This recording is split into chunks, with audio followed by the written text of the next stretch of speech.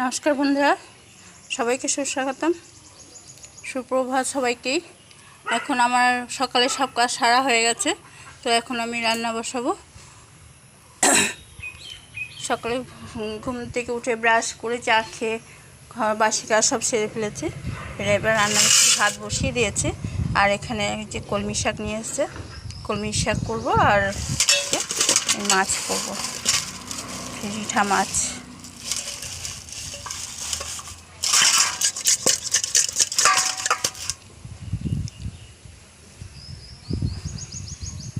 এগুলো ধুয়ে আনি ভালো করে।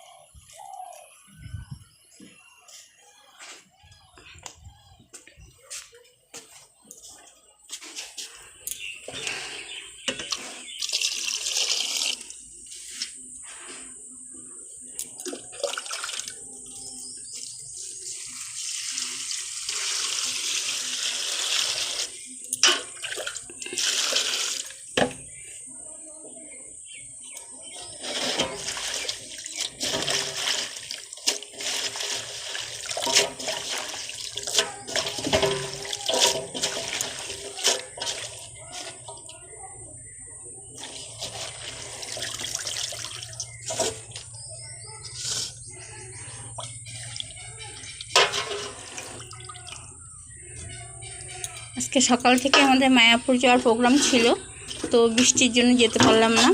ওই জন্য রান্না বসাতে লেট হয়ে গেল।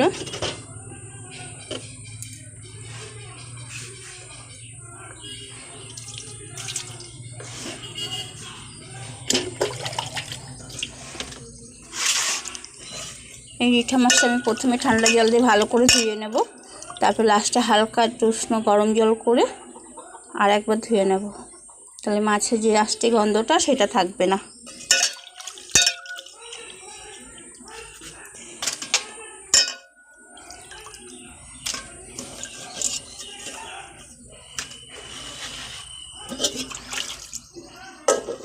আমার ভিডিও ভালো লাগলে আপনারা সবাই শেয়ার করবেন, লাইক করবেন, সাবস্ক্রাইব করবেন। কিন্তু আপনারা যদি আমার পাশে না থাকেন আমি কী করে এগোবো বলুন? সবসময় আপনারা আমার পাশে থাকবেন, আপনাদের সাপোর্ট নিয়ে আমি এগোবো।